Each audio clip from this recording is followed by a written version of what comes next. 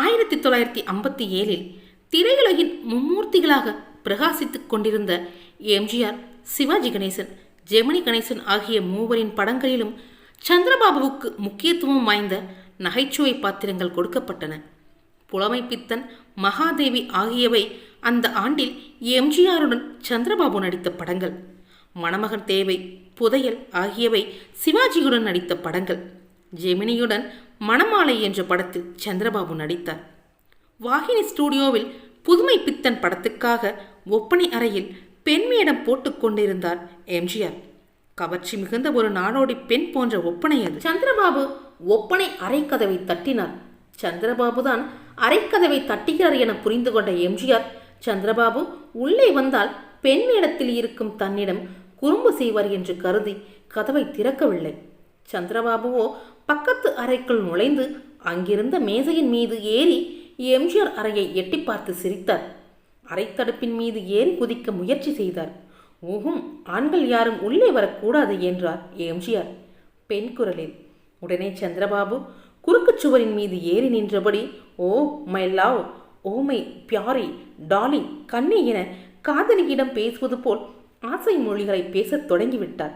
கொஞ்சம் பொறுங்கள், ஷாட் எடுத்து முடித்ததற்கு அப்புறமா விளையாடலாம் என்று தயாரிப்பாளர் முனிரத்தினம் கெஞ்சத் தொடங்கும் அளவுக்கு பாபுவின் குறும்புகள் அதிகரித்து விட்டன.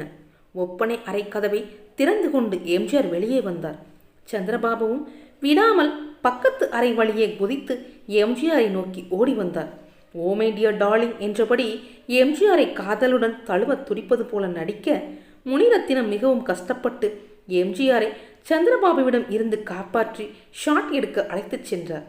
புதையல் படத்தில் வரும் உனக்காக எல்லாம் உனக்காக என்ற பாடல் விஸ்வநாதன் ராமமூர்த்தி இசையில் கட்டுக்கோப்பான மெட்டு அமைப்பில் பட்டுக்கோட்டையின் வரிகளில் சந்திரபாபுவுக்கு என்றே உருவான பாடல். சரணங்களில் முதல் 2 வரிகளுக்கு பிறகு மெட்டு துரித கதி பெறுவது அற்புதமாக இருக்கும்.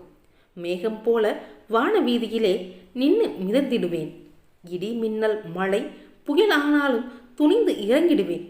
சைக்கிள் சீட்டு மீதி சந்திரபாபு லாபகமாக ஏறி நின்று கையில் தன் காதலியான பத்மினியின் புகைப்படத்தை வைத்துக்கொண்டு ஒருதலை காதலில் பாடுவதையும் ஆடுவதையும் எத்தனை முறை பார்த்தாலும் சலிப்பே வராது. 1958 காத்தவராயன் என்ற திரைப்படத்தில் சந்திரபாபு நடித்திருப்பார். அந்த திரைப்படத்தில் வரும் பாடலில் சந்திரபாபுவும் எம்.என். ராஜமும் சேர்ந்து பொம்மலாட்டத்தில் பொம்மைகள் சேர்ந்து ஆடுவது போல் ஆடி அசத்தியிருப்பார்கள். உயிருள்ள 2 பொம்மைகள் ஆடுவது போல் சிறப்பாக அமைந்த அந்த நடனம் பெரிதும் பேசப்பட்டது. மாடர்ன் தியேட்டர்ஸுக்காக ஒரு படத்தை டி.ஆர். சுந்தரம் இயக்கிக் கொண்டிருந்தார். சந்திரபாபுவும் சி.ஆர். சரஸ்வதியும் இணைந்து நடிக்க வேண்டிய காட்சி அது. சந்திரபாபு வந்து இடித்தவுடன் சரஸ்வதி கீழே விழ வேண்டும். இதுதான் படமாக்கப்பட இருந்த காட்சி.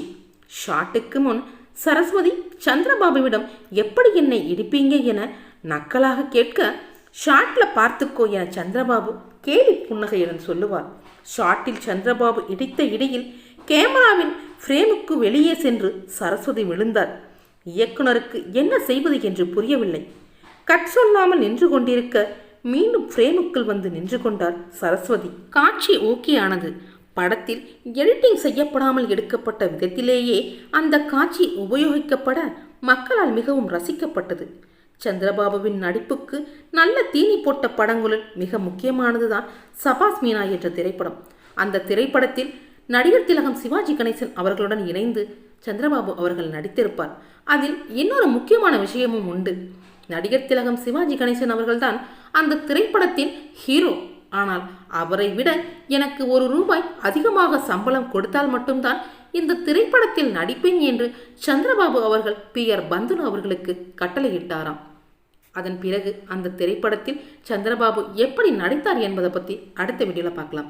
இந்த வீடியோ உங்களுக்கு பிடிச்சிருந்துச்சுன்னா லைக் பண்ணுங்கள், ஷேர் பண்ணுங்கள், கமெண்ட் பண்ணுங்கள், முக்கியமாக சப்ஸ்கிரைப் பண்ணுங்கள். அடுத்த வீடியோவையும் மறக்காமல் பாருங்கள்.